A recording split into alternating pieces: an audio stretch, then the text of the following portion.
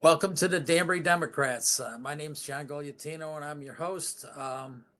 My guest for today is Farley Santos. He's the state representative in the 109th district here in Danbury, and I'm going to have him on shortly. He's going to give a background on what he did before he became state representative. And now, without further ado, let's have him come on.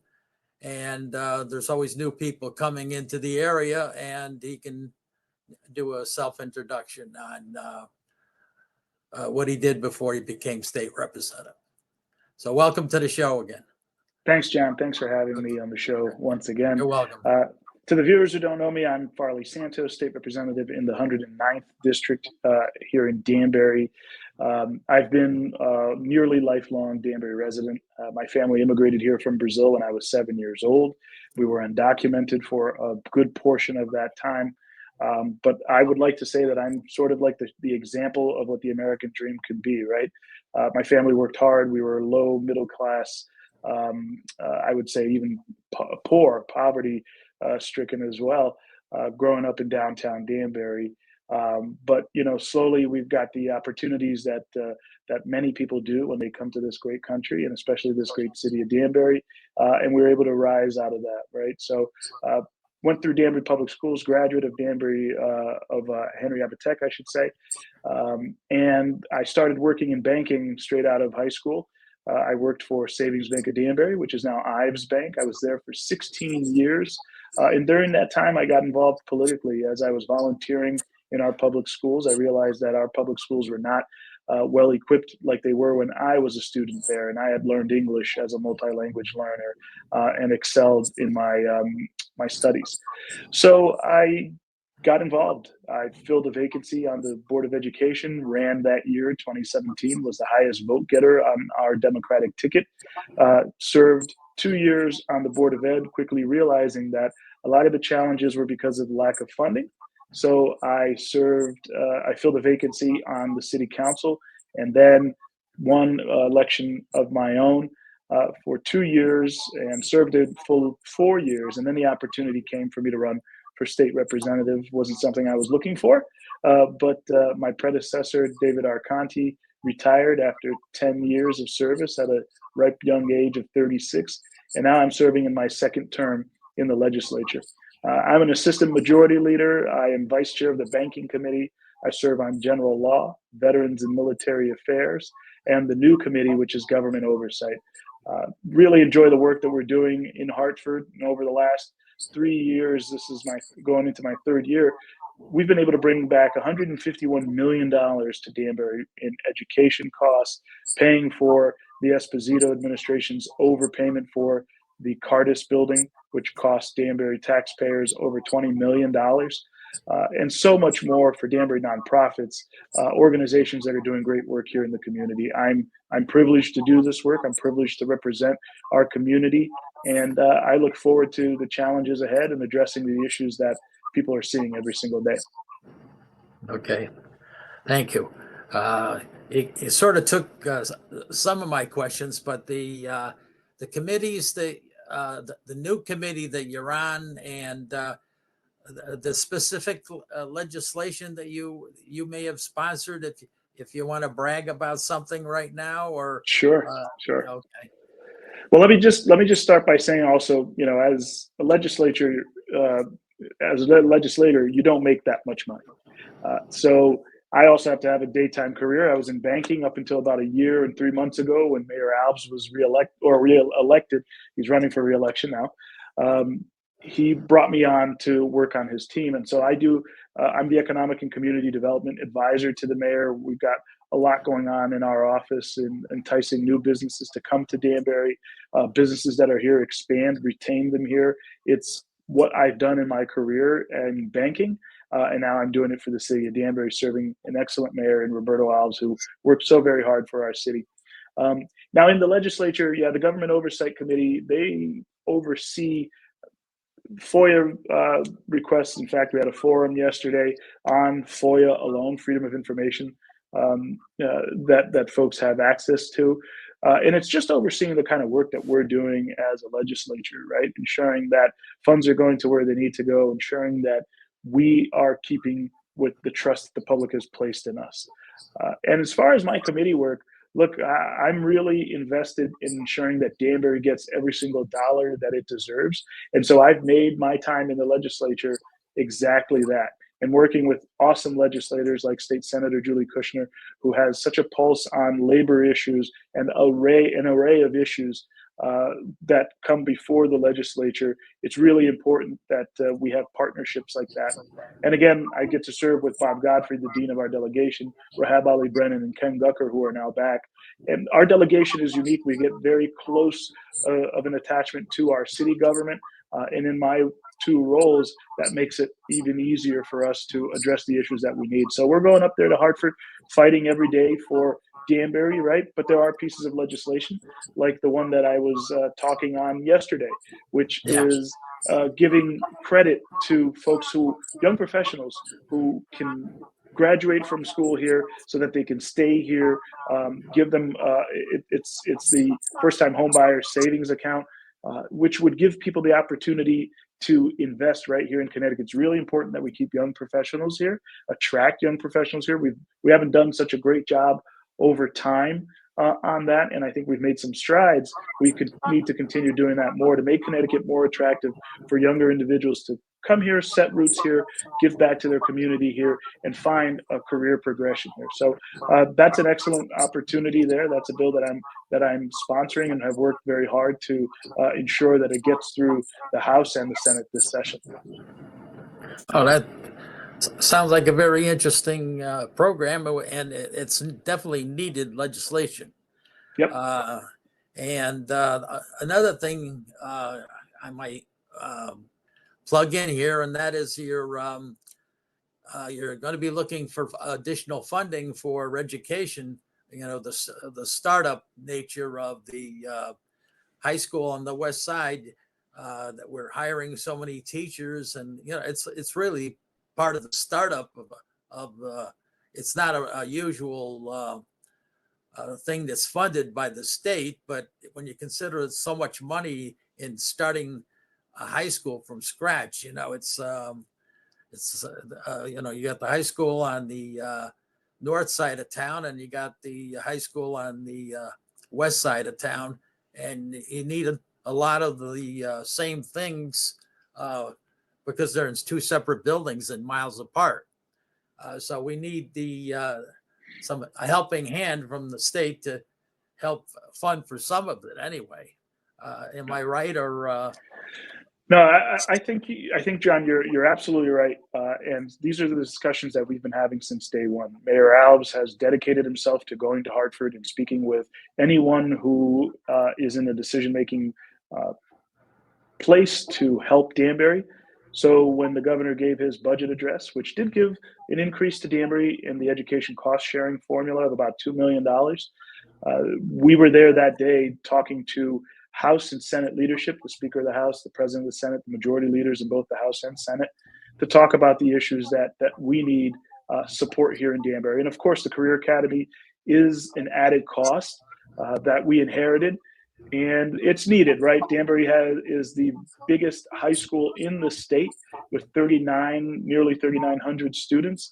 So what is happening is we're taking about 1,400 students from Danbury High School and putting it over at the old Cardis building, the Career Academy that is going there. We've also gone to a Career Academy model for our entire high school system, which gives students an opportunity at success straight from high school and then going on to college or going directly into a trade.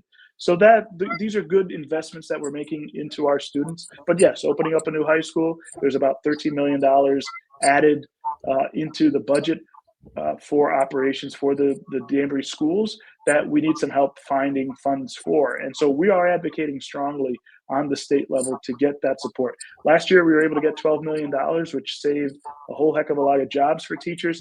It kept schools open.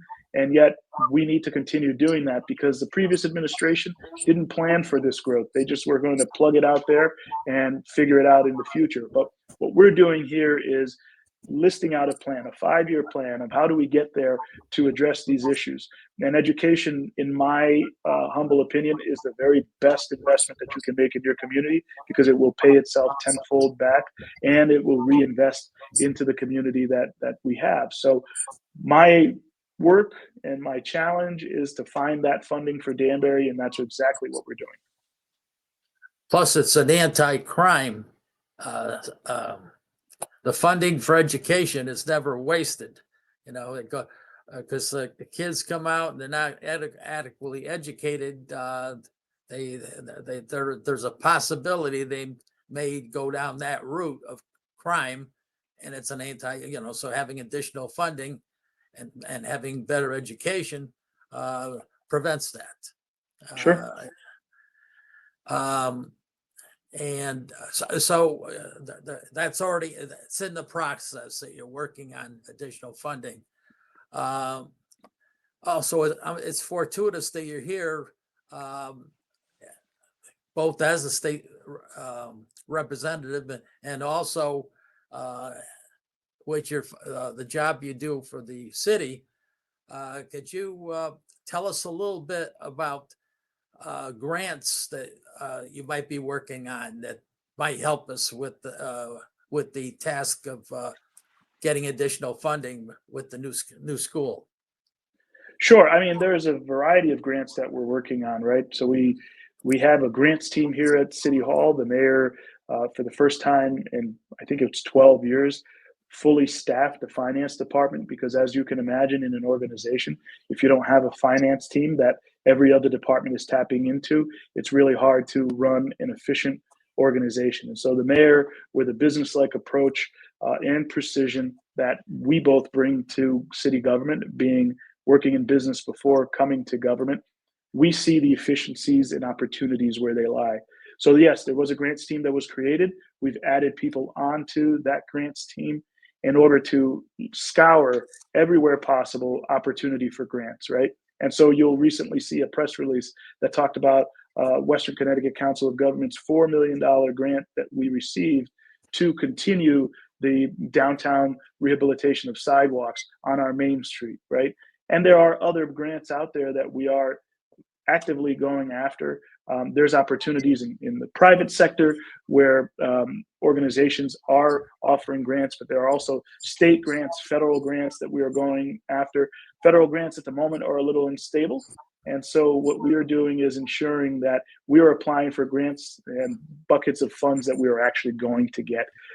So that kind of work hasn't been done here in the city for quite some time. We are focused. We are detailed and oriented towards achieving success for our city, and we're going to chase every single dollar we can through whatever method we can, especially grants. And for years, I've heard from people in business that they don't have enough people to work with. They need so if the proper grants were there for them. We could train them properly at our schools, like the Abbott Tech, for example, and provide the labor that they're complaining about, that they don't have enough labor. Sure. They have some labor, but not enough labor, and that's a good way of training them right here in Danbury at our schools.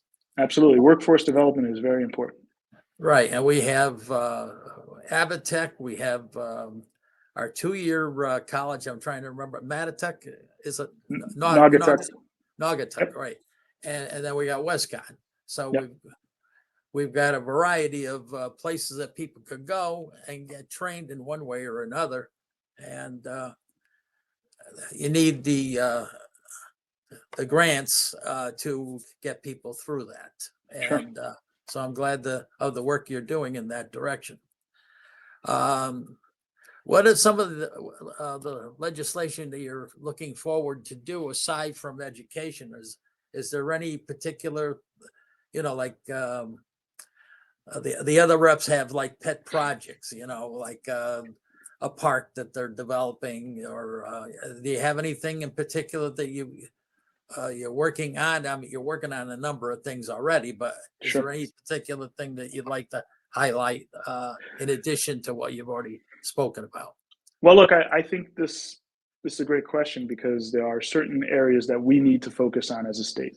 When I ran for my first term, I talked about making Connecticut more affordable, especially for seniors, right? Because these are the people who raised their kids here. They grew up here themselves. They raised their kids here. They worked here. They volunteered here. They deserve the opportunity to retire here and to be able to afford that retirement. And so what we did in our first term is we lowered taxes. There was a $600 million tax decrease on Connecticut residents from 2022 onward, right?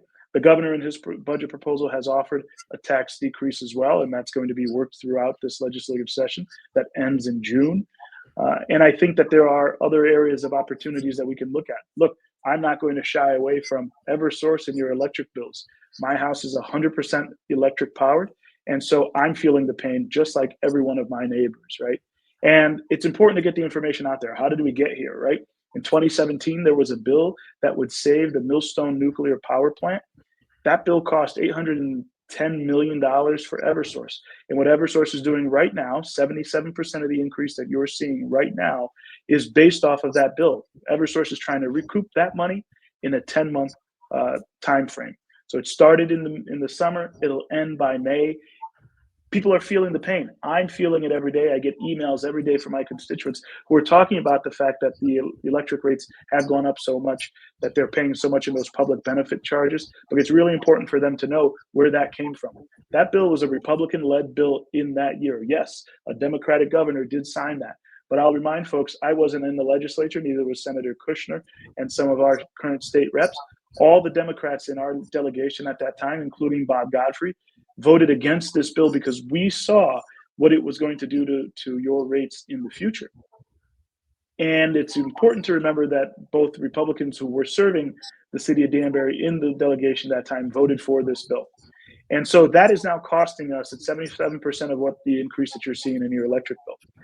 The 23%, the rest of that is some of the COVID moratorium that the governor kept on way too long, that didn't shut people's power off during COVID. I understand the need for that because if you're not working and you can't afford your electric bill, you still need heat. So I understand what that living like that is like, and I understand why it was in place.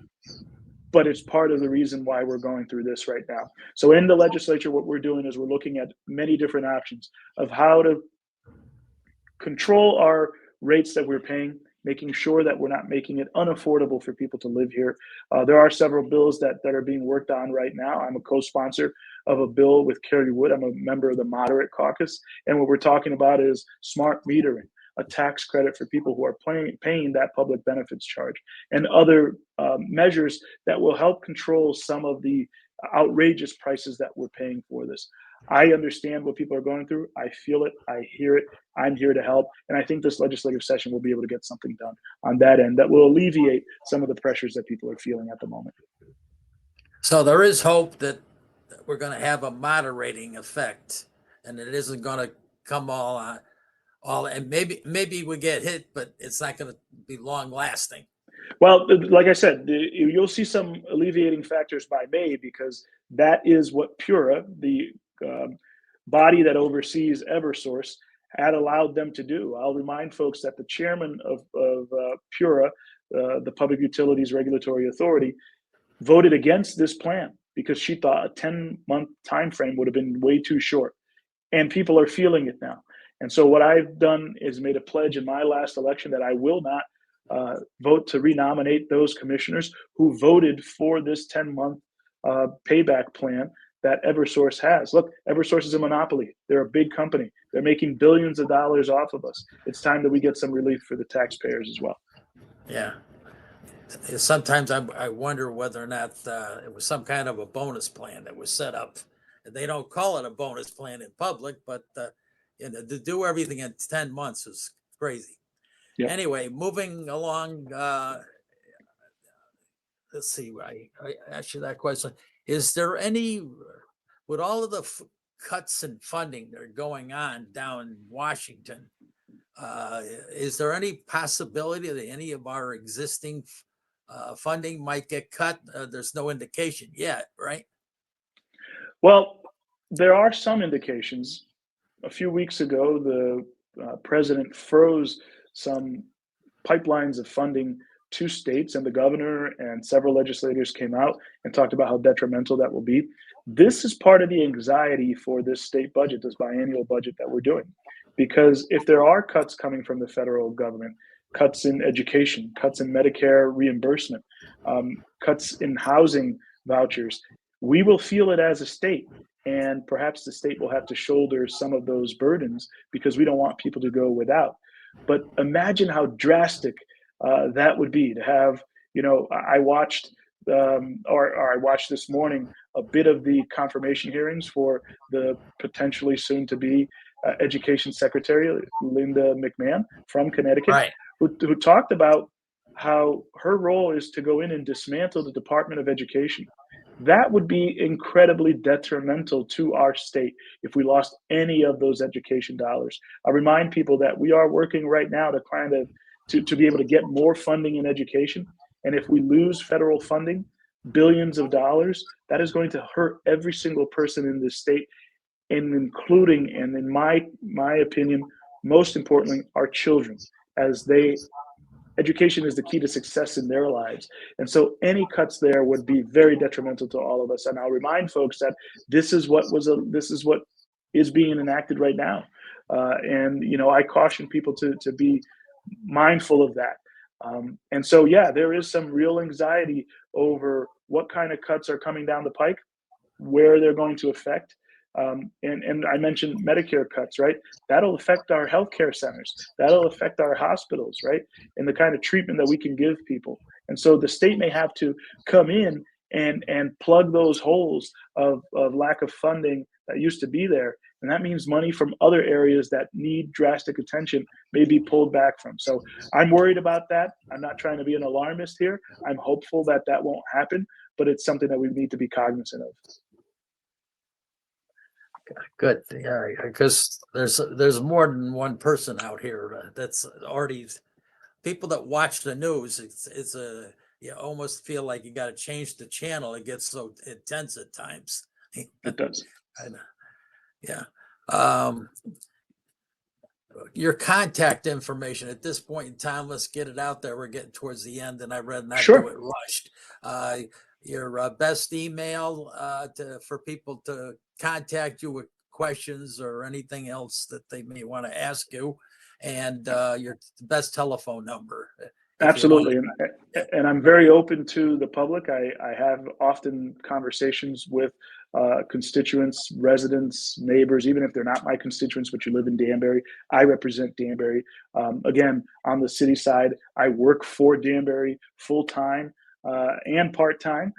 So I'm all in for Danbury all the time. And people can reach me at farley.santos@cga.ct.gov. Any questions or concerns, anything that I can help you with, please email me. Or I also always give out my personal cell phone number, which is 203-297-2174. To anyone who needs any kind of help, feel free to reach out to me. For some of these people that are watching, could you repeat that telephone number? Because sure. I'm on the slow side myself and writing things down. That's okay. So 203-297-2174. Okay, very good. Um, Also, it has, you can see there's dovetailing going on between the Danbury administration and the representative. The administration recently, through the city council, passed cutting or reducing taxes on people that are of a certain age. I believe it's Seniors. 66. Yeah. So we did pass an elderly tax break. Councilman Ben Chenise was instrumental in doing that. And what this does is, there's a lot of misconception out there. If you're on a current plan, you're on a freeze plan, and you're making out better than you would be on the new plan, you can stay on that plan. But what this plan does is it lines up a little bit better with the state income tax uh, deductions that you can take as a senior, and gives you more opportunity for higher deductions, right? So again, if you've got a current plan, you like that plan, and you are thinking that you'll make more money on that plan, keep it. We've allowed folks to do that, but the new plans may give you more opportunity, and we want to expand that to more seniors. There's only about 800 seniors that take advantage of these opportunities here in Danbury. We want to make sure that seniors are taken care of. That's something that the mayor is fully devoted to. And so we would like to see more people applying. So feel free to reach out to us at City Hall. We are happy to help you. We're happy to compare plans for you and make sure that you're in the right plan that can benefit you. Are there any programs that Roberto set up that just to get this out there? Because I was wondering, you're still, you're working inside there. You may know of where someone that's in school, let's say, can come in and intern. If you have any type of intern programs where people could come Yeah, in, help out, and learn the trade, so to speak. absolutely. Down the road. Absolutely, we do. Absolutely, we do. We have interns right now from one from Immaculate. We've had an intern from Danbury High, had an intern from Abbott Tech, and WestCon as well, UConn. So there are interns in every different department here in the city, especially in the mayor's office as well. And it's a good opportunity to get a view of what local government is like. Okay. And is there anything you got in the last minute we got here? I'll be very quick. The mayor is running for re-election. We've done a lot of work in the 13, 14 months that we've been here. We really put Danbury back on better financial footing. And so I urge people who are out there to follow the mayor's Facebook page at Mayor Alves, or follow Instagram at Mayor Alves, and follow us and reach out to us. This is going to be a good year. We've got good things happening for Danbury. Mayor's devoted to making sure that every Danbury resident is heard. And we are going to keep doing this work with the help of you and your friends who get out there with us, knocking doors, getting the votes out by November 4th. Okay. I want to thank you for coming on the show. And I want to thank the viewers for tuning in to the Danbury Democrats. We'll see you next week, same time, same station. Appreciate you, John. Take Thank care. you.